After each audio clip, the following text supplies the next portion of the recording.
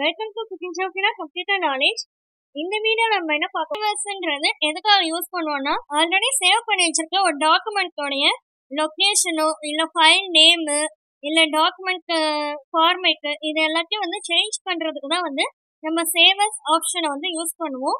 இதுக்கு first already save பண்ணி வச்சிருக்க ஒரு டாக்குமெண்ட் வந்து ஓப்பன் பண்ணிக்கிறேன். இப்போ அதோடைய டாக்குமெண்ட் நேம் பார்த்தீங்கன்னா குக்கிங் ஜாப்னா கம்ப்யூட்டர் நாலேஜ் அப்படின்னு இருக்குது.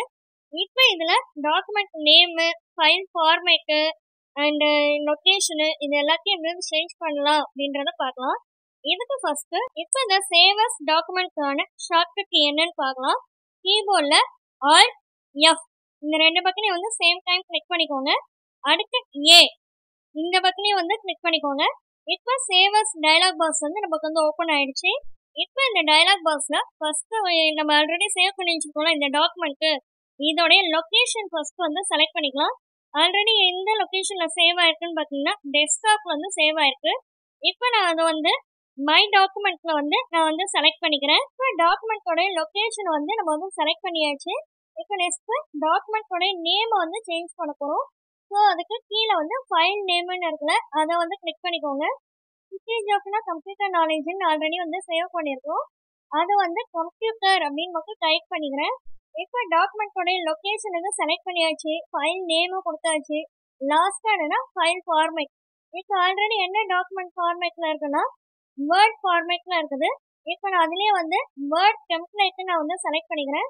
உங்களுக்கு எது வந்து விருப்பமோ அதை வந்து நீங்கள் வந்து செலக்ட் பண்ணிக்கலாம் ஃப்ரெண்ட்ஸ். இந்த ஃபைல் ஃபார்மேட் வந்து செலக்ட் பண்ணுறதுக்கு ரைட் சைடில் டவுன் ஆரோ சிம்பிள் இருக்குல்ல, அதை வந்து கிளிக் பண்ணிக்கோங்க ஃப்ரெண்ட்ஸ். எல்லாமே வந்து நான் உங்களுக்கு வந்து எக்ஸாம்பிளாக தான் வந்து இங்கே வந்து டிஸ்பிளே பண்ணியிருக்கேன். உங்களுக்கு எது விருப்பமோ அதை வந்து நீங்கள் செலக்ட் பண்ணிக்கலாம் ஃப்ரெண்ட்ஸ். இப்போ லாஸ்ட்டாக வந்து சேவ்ன்ற ஆப்ஷனை வந்து கிளிக் பண்ணிக்கோங்க. ஓகே ஃப்ரெண்ட்ஸ், இப்போ நம்மளோட டாக்குமெண்ட் வந்து இங்கே மேலே பார்த்தீங்கன்னா தெரியும், டாக்குமெண்ட் நேமும் கம்ப்யூட்டர்னு இப்போ வந்து சேஞ்ச் ஆயிருக்கு.